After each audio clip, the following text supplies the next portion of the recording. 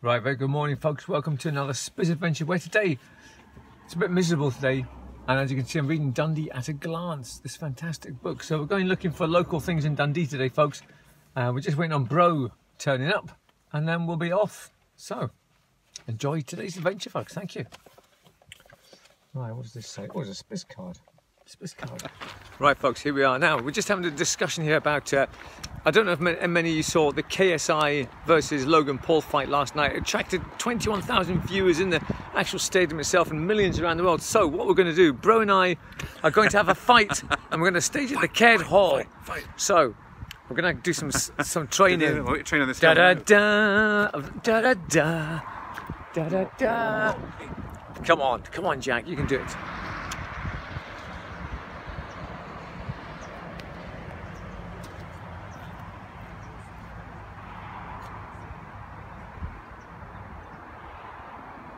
Right folks, here we are at People Day Lane, where we're going to dispel a myth today. Now a lot of people, including myself, when we first see People Day Lane, we think it's got to do with the sun rising over the Tay. So it gets the first rays off the sun. Now that's what I thought, like everybody in Dundee, I'm sure that's what they think. People Day Lane, the first rays of the sun come shine up here. But in fact folks, it's not at all, nothing to do with that. It's to do with the fact that there was a mansion house up here back in the early days, big mansion. So I don't know why that's called People Day. Maybe the mansion was called People Day Mansion, I don't know, but it's not got to do with the sun coming here, folks. Anyway, while we're here, over there used to be a building, folks, and now it's completely gone. There's a bit of a hoo-ha about this, actually.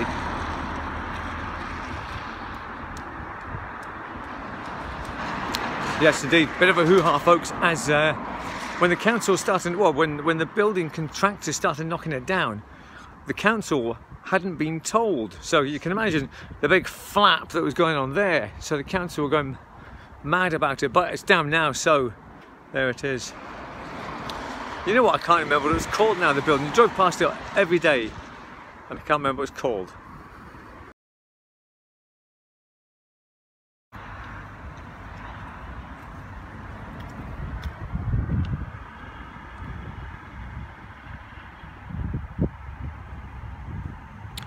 So on People Day Lane, we have the cat adoption centre. So I don't know whether Bro's looking quite keen here. Is he going to go and get a cat? No, Bro can't have a cat because he's asthmatic. So anyway, we're just going to maybe have a little look in the reception and the charity shop here. Bro, I thought you'd be suffering from asthma. I've been wheezing with his asthma. Not yet. Reception and chat. Let's go and buy a cat, bro. Let's go and get you some asthma. Inside, folks, we're inside.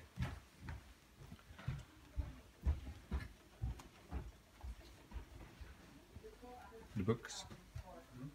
See what we can find here. Inside the Cat's Protection charity shop, folks. They're not all streets, no, the cat that's just come in just now, the one with their other cat. Oh dear. Yeah. Hello. Morning. Oh, look. She's very good in the sun. Excuse me. It's an old cat, look. Just chilling. There's one there, look. Spot the cat. There it is. This one say, strictly supervising duty. So bro. There's one there, look. There's another one. Hello.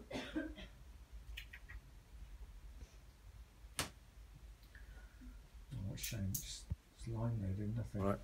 Okay folks, so here we are in the actual Cat's Protection League itself, the actual bit where you can get a cat. This one's just fresh in. This one's just a new entry into the cat league. Yes. And there's actually there's older ones here. Oh, there's a person coming out. Come on, what's the matter? Come on. I know.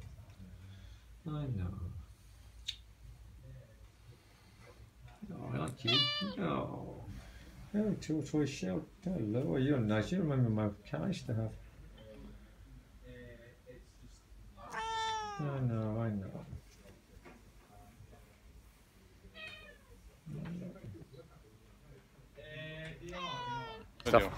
Right folks, there we go, that's the Cat Protection League. So a massive thanks to Clark and he came across first of all and told us not to stop filming and that, because we just blundered in as usual. Busted, yes. Yeah, we got busted, but the charm of the Betty brothers prevailed, and we won him over. And he's actually a really nice chap, Clark, so he was telling us all about some places to go and stuff, so brilliant. But if you get a chance, folks, and you want a cat, here's the place to be, the Cats Protection League in Peep O'Day Lane. Thank you. Right, folks, here we are now. We're in the sort of Brown Street area, where I actually got some really exciting news for you, folks. We've had a structure on top of this building right behind me here that we've never noticed before. Look, there it is there. Can you see it? Right there, folks. And now what we believe that to be is some sort of World War II lookout tower for the bombs falling, or maybe something to do with just I don't know, fires, looking out for fires or something from the Dundee area. But this is an old mill, and it's obviously been up there since what, 1940 or something. So yeah, we're going to go and see if we can get up there. We're going to go and see if we can get up to it. I don't know if we will, but we'll try. So there it is, folks. There we go. Never noticed that before in all the years we've driven past there. There it is. Well, we're getting closer to it now, folks. There we are, look.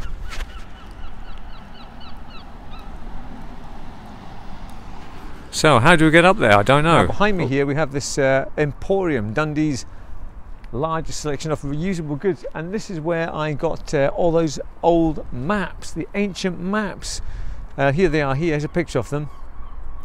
I picked them up. I got them for about a pound each, or something, a pound for two or something, and I got loads of them. And I went back a few months later to get the rest of them, just to buy all of them, because they were just so old and interesting. But they're all gone. Disaster. But they're a great place to come and look for old stuff. We found this interesting blue rat. There it is. Don't know what that says. What does that say? Can't read it. Well, there it is, the blue rat of Dundee, folks, down beside the mattress. Right, I've come around the side now, folks, and there's another view of it there, look.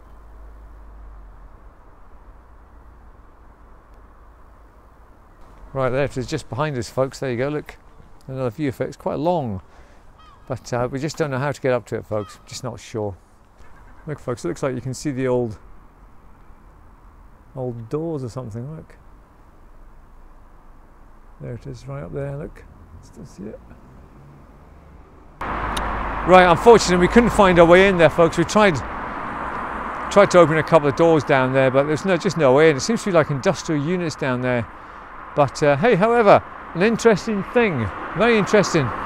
So thank you to, oh, who was it? Yes, so it was a big thanks to Chris Merchant, who pointed this out to us. There it is, so thank you, Chris. And if anybody's got any more information on how to get up there, or if they know what it is, it seems to be some sort of fire tower bomb thing. But if anybody knows exactly what it is, please get in touch. Thank you very much. Right, folks, our next stop on this tour of Dundee is this graffiti wall here. Now, all this graffiti along here has been done by a chap called Simon, who has done this. Now, what he's wanting to do here is show the history of Dundee. So we've got trams, we've got steam trains, and shops and high streets and all sorts of things. So, but what he wants to do is make the whole wall long and make it the longest graffiti wall in the world, I think. So yeah, so let's have a look at some of this artwork. So there is, yeah, I suppose, steam train. I think this is the high street in Lochie. And we've got some. And then the Lochie clock, there it is, excellent. And the stack, there it is, look. Right, now this is a different kind of graffiti. What I like about this one is that it's actually very realistic. When you look at this, especially when you take a photograph, it looks like it could just be happening right behind you. It's very, very well detailed, and it's done in this sort of grey and white and black shade, which is unusual.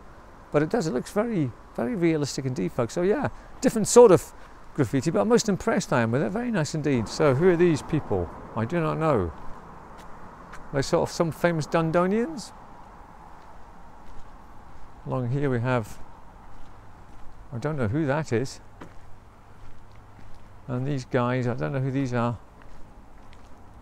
And there it is, Lochie United. Football club. How much is it? £1. Right folks, you find us now on another part of this journey today around Dundee, where we're in a rather wet and miserable necropolis here, the Eastern ceremony. The Western, it must be Western surely. So what we're on the lookout for, bro? Yeah, a grave, I know, but who is it? Looking for Preston Watson, who was a famous aviator, and he allegedly had the first flight before the Wright brothers. Yes, indeed. So there you go, bro. Just said that. How it is. So it's been. It wasn't on TV or somewhere. It's just been proved that he actually did fly before the Wright brothers. So here we go. Look at this. This is really overgrown up here. Look at this, me folks. Look at this. So overgrown. What's going on? Wow. Crikey. It's up here, isn't it, at the top? Right, folks, so here it is. This is the obelisk to Preston Watson here. Here it is. To the dear memory of Preston Albert Watson, Royal Naval Air Service, who fell at Crossingham, Sussex on the 30th of June, age 34. Alright, okay, and his son, killed in action at sea, and the wife and mother of Ronald, who died. Crikey, they're all here then, so there it is.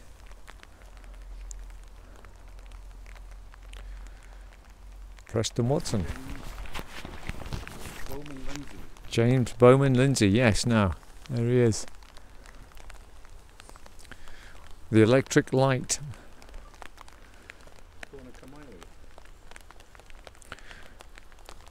There it is then, folks. So this guy had something to do with the start of electricity, a pioneer in electrical science.